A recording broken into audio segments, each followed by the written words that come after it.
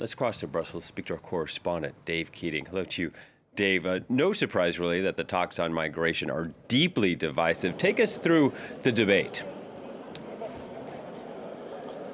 Yeah, this is now a topic that's basically discussed at every single EU Council summit, which happen 4 times a year.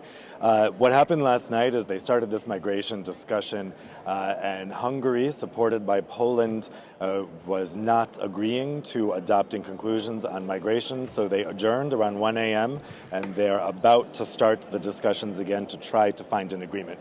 Here's the issue.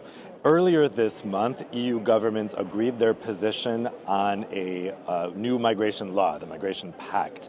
That they've been trying to get agreement on that for many years. That was finally negotiated by the Swedish presidency of the Council, but they did it through a majority vote. Poland and Hungary voted against this agreement, but they are not able to veto it because this isn't one of the areas where countries have a veto.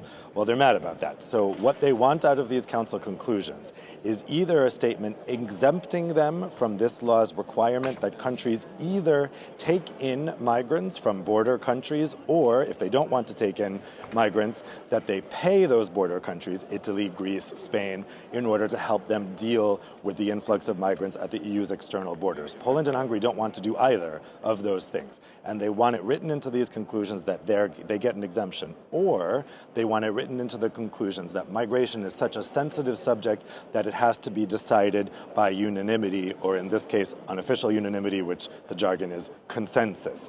But that would give them the ability to veto the legislation when it goes back to the Council after they reach an agreement with the European Parliament. So basically, they either want to change the law that was just agreed, or they want to be given the ability to veto it.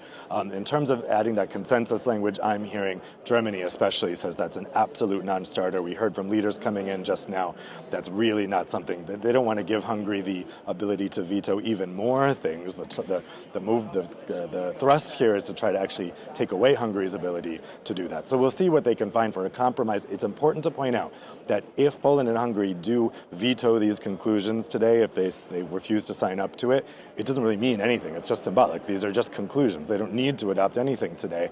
And in fact, they could adopt conclusions with 25 of the 27 members and just have a little statement saying that Poland and Hungary disagree. So we'll see what happens if they can find any kind of compromise. This morning, I have to say it doesn't look like it's heading that way. Yeah, Dave, another big issue, China. How are EU leaders discussing to sort of mitigate the bloc's over-reliance on the world's second biggest economy? Yeah, this is the big set-piece conversation today. They're going to be discussing the so-called de-risking strategy. This is a concept that was introduced by Commission President von der Leyen in a big speech a couple months ago, and since then it's gained a lot of traction. The idea is that you don't decouple from China, you de-risk your partnership with China. And we've even heard this de-risking phrase adopted recently across the Atlantic in the United States. So the idea is you don't completely cut China off, you recognize that China is an important world power, a really important economic power. You continue doing business with China, but you're aware of the risks that doing business with China entails. You go into it with eyes open.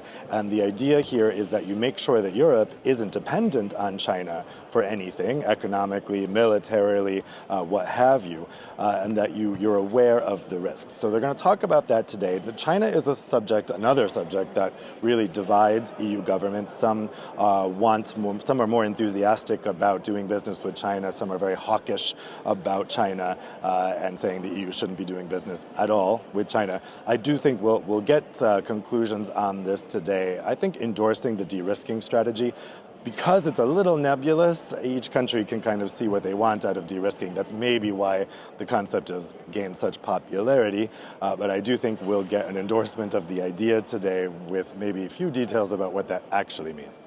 All right, Dave. Thank you very much. Dave Keating reporting from Brussels.